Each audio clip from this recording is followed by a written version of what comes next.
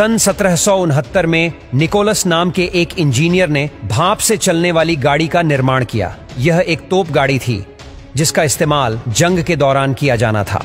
लेकिन यह न केवल बहुत ही ज्यादा शोर करती थी बल्कि इससे चिगारी भी निकलती थी। ऊपर से इसमें घोड़ा गाड़ी से अधिक खर्चा आता था और कुछ ही समय बाद इसका एक पहिया टूट गया। यानी कि मशीन से चलने वाली गाड़ी को बनाने की पहल हो चुकी थी, लेकिन वह उतनी ज्यादा सफल नहीं हुई। पर इसके बाद लोगों के अंदर यह विश्वास जाग गया था कि वह अगर बेहतर तरीके से काम करे तो मशीन से चलने वाली गाड़ी बनाने का उनका सपना पूरा हो सकता है। ऐसे में सन 1801 में रिचर्ड ट्रेविथिक नाम के एक इंजीनियर ने लोहे की एक बड़ी इंजन गाड़ी बनाने में सफलता हासिल कर ली। इस इंजन गाड़ी में एक चिमनी लगी हुई थी और आसपास कुछ लोगों को बैठने के लिए भी थोड़ी बहुत जगह बनाई गई थी। रिचर्ड की इस इंजन गाड़ी को सड़क पर चलाने के अलावा पटरियों पर भी चलाया गया, पर कुछ दिनों बाद इनकी गाड़ी में आग लग गई। हालांकि वैज्ञानिकों ने इसका एक ढांचा बनाकर तैयार कर लिया था जो कुछ इस प्रकार था। इस गाड़ी से तेज आवाज निकल रही थी। इसी वजह से इस गाड़ी का नाम पफिंग डेविल रखा गया। पफिंग डेविल का मतलब होता है छुक छुक करने वाला शैतान। जब सबसे पहली बार यह ट्रेन पटरी पर दौड़ने लगी तो इससे निकलने वाली चिगारी और आवाज को देखकर आसपास के लोग इसे शैतान समझ रहे थे। उन्हें तो पता ही नहीं था कि इस तरह की भी कोई गाड़ी होती है। उन्हें तो केवल बैलगाड़ी और घोड़ा गाड़ी ही समझ में आती थी।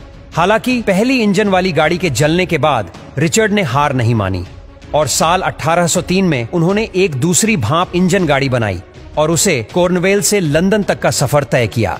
लेकिन इस यात्रा के दौरान इंजन की पूरी तरह से हालत खराब हो गई थी, जिसके बाद रिचर्ड ने सोचा कि इस स्टीम इंजन वाली गाड़ी को सड़कों पर न चलाकर लोहे की पटरियों पर चलाया जाए तो यह ज्यादा लंबे समय तक चल पाएगी। इसलिए उन्होंने कंपनी से बात करके कॉर्नवेल से लेकर लंदन तक पटरी बिछा दी और फिर 21 फरवरी 1804 को एक ट्रेन जिसमें 25 टन लोहा और 70 आदमी सवार थे, उसे रिचर्ड ने खुद 4 घंटे 5 मिनट तक चलाया था। यह दुनिया में पहली बार हुआ था जब स्टीम इंजन की मदद से इतना भारी सामान और लोगों को ले जाया गया था।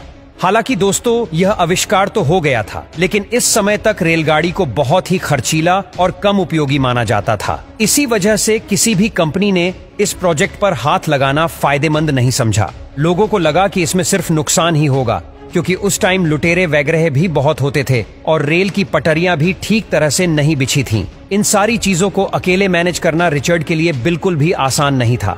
लेकिन इस फील्ड में मैथ्यू मरी, जो एक बहुत ही बेहतरीन इंजीनियर और बिजनेसमैन थे, और यह हमेशा से ही एक ऐसी गाड़ी बनाना चाहते थे जो घोड़ों पर निर्भर न होकर भाप के इंजन से चले।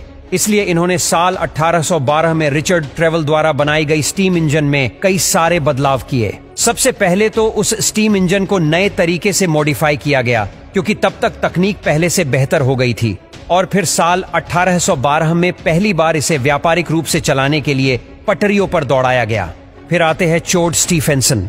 इन्हें कोयले के इंजन के इस्तेमाल और ट्रेन को दुनिया के अलग अलग हिस्सों तक पहुंचाने के लिए जाना जाता है। इन्होंने अपने बेटे के नाम पर अपनी कंपनी शुरू करी थी, जिसका नाम था the Robert Stephenson and company.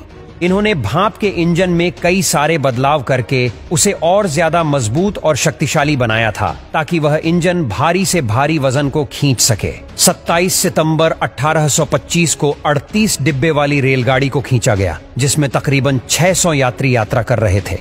इस पहली बड़ी सी रेलगाड़ी ने डार्लिंगटन से स्टोकटन तक का 35 मील का सफर तय किया था और ट्रेन में यह सफर 14 मील प्रति घंटे की रफ्तार से तय किया था। इस ट्रेन को आधिकारिक रूप से दुनिया की पहली पैसेंजर ट्रेन माना जाता है।